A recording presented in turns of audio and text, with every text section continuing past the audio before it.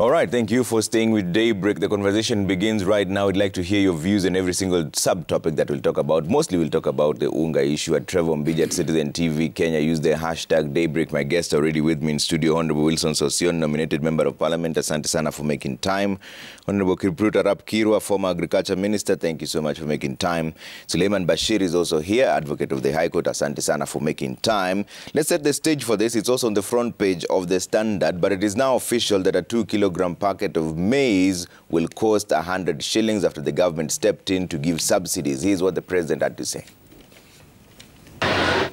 Kenyans can now breathe a sigh of relief after President Uhuru Kenyatta midwifed a deal with the Cereal Millers Association that will now see maize flour as staple food for many families retail at half the current price. Maize flour shall retail across the entire territory of the Republic of Kenya at the price of Kenya shillings 100, down from Kenya shillings 205 for a 2 kg packet until otherwise directed. President Kenyatta had to intervene to broker the deal after 5 days of talks between millers and Agriculture Minister Peter Munya failed to agree on a price. The president midwifed the deal by extending a levies waiver on imported maize to cushion millers who run the risk of running into losses from the stocks already in the market. So today I ask our maize millers, like every single citizen of this republic, they have their rights and responsibilities as corporate citizens. And they must enjoy their market rights to make profits. Mtu huyo anaweza kusema tu si ndio bei, kwa hivyo lazima upigane tu. Lakini amesema la. Hebu njooni tukaeni pamoja, tuangalie tunaweza kufanya kitu gani kumsaidia ule mwananchi wetu. The Commander-in-Chief also taking on the political class in what seemed to be a direct response to the Kenya Kwanza team led by his deputy William Ruto, who questioned the timing of the stimulus package. It is so unfortunate but shocking that we have the audacity to politicize the misery of the most vulnerable in our society. But let me say it is even more distasteful for us to seek political gain and make political capital out of the suffering of the vulnerable without even attempting to offer solutions. And if it breeds misery, like the high price of maize every election, then it is the voter who has a duty to put an end to it. In his address, the president laid out what he said was a trend where the cost of maize and flour went up every election year, questioning whether it was politically instigated and whether individuals were selfishly hoarding the commodity to push up the prices. Who is suffering from this mischief? If the politician gets his votes out of this mischief, if the miller makes their profit,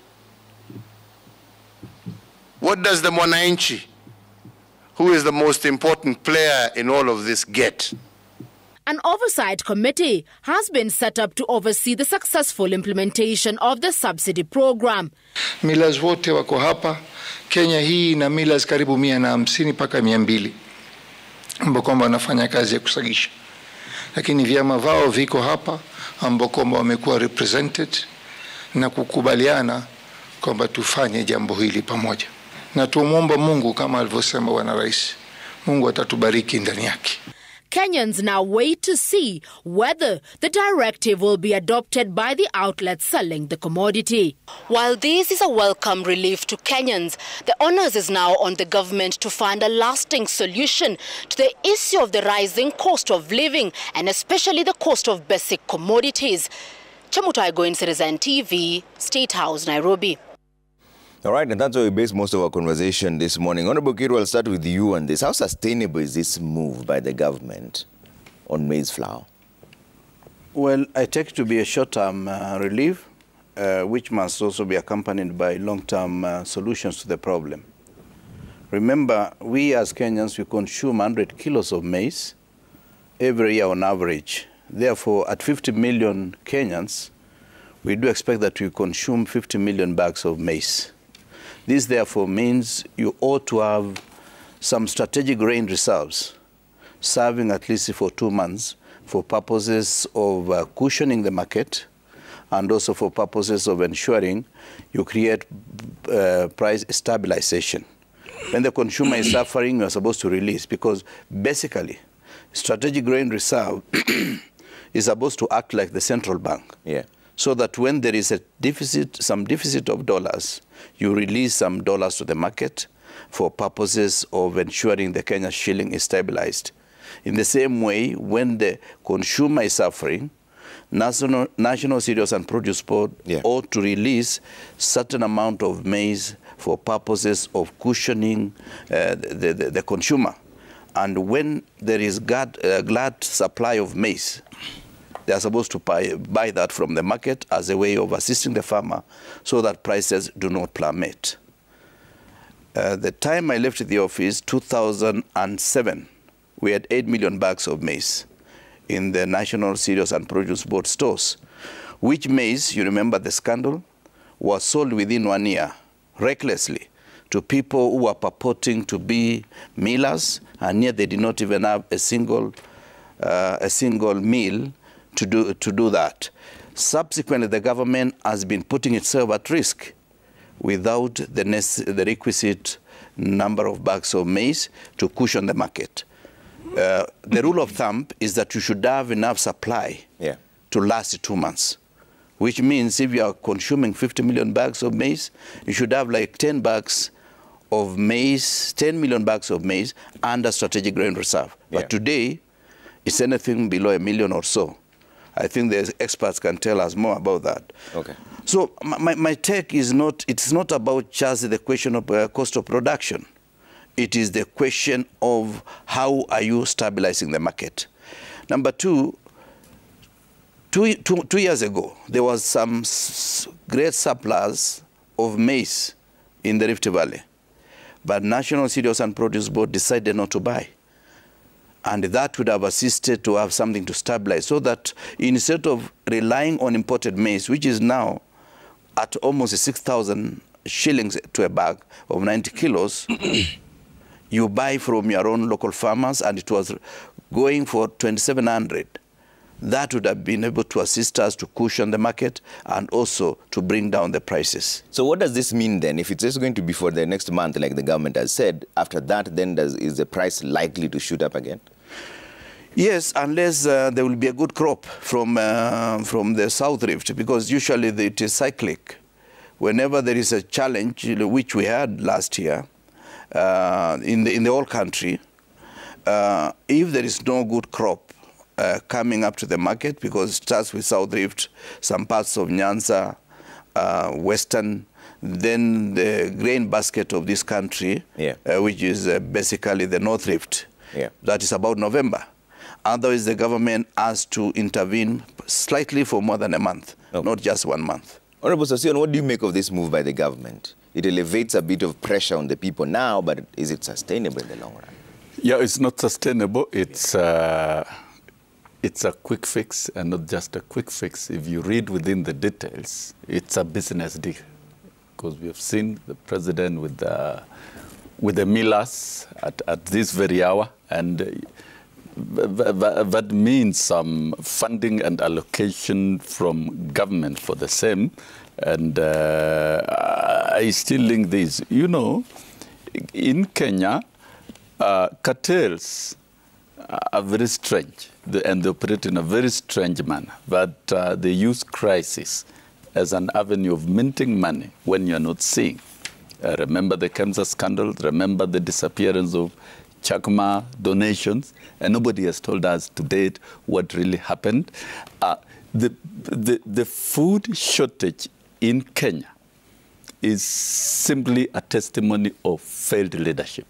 And if you look at this, the funding being directed is going to maize.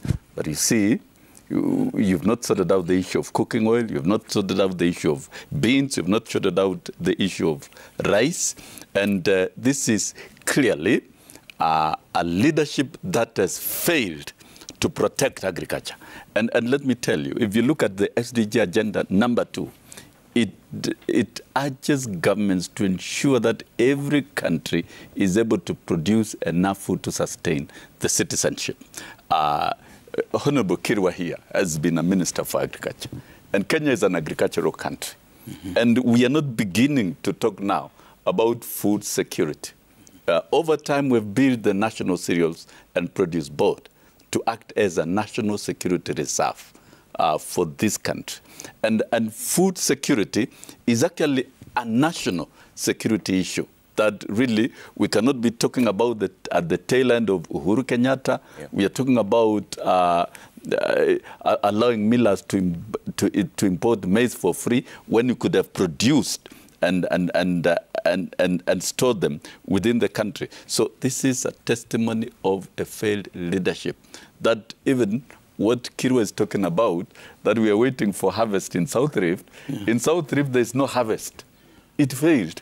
And it's very predictable. Right now, when you look at it in Kenya, yeah. the millions of bags that are required is about 47 million, and the country was operating at 45.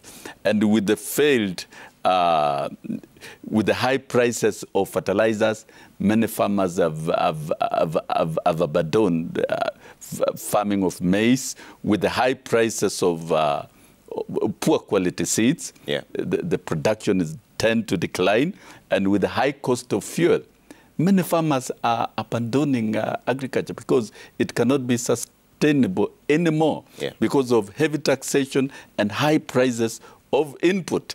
Now, the country is sinking further to a glaring shortage of 15 million bags. Yeah. And now, when the president at the tail end is trying to reassure Kenyans over something that is not sustainable, that we know is for political reasons, is for these elections, yeah. and what really will happen after the 10th of August? Will the government continue injecting money to millers through and through and through? For how long is this going to be done? Yeah. When we know we have a country that is potential to produce enough food. If we turn around our approach to agriculture and treat agriculture as a national security for this country, okay. and bring down the cost of fertilizers, yeah. that would be the most important thing. Bring down the cost of all other farm inputs, okay. ensure that farmers get quality seeds, and we spur the food production in this country. It's not only maize. Kenyans shall not survive on maize alone. Okay. They need beans. And if you remember President Moi's time, yeah.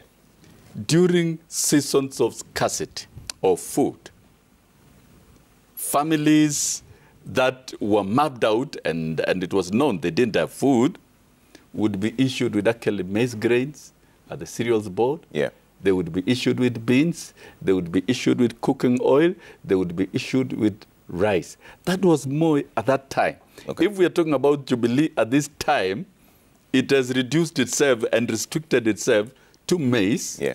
And you are telling Kenyans to go and buy at the supermarkets, and it's ridiculous. Okay. So I think this is Trevor, to say in short, Uhuru should just admit that he has failed in protecting farmers in this country. Yeah. And when we speak about it, we are not politicizing. Yeah. We are speaking the truth.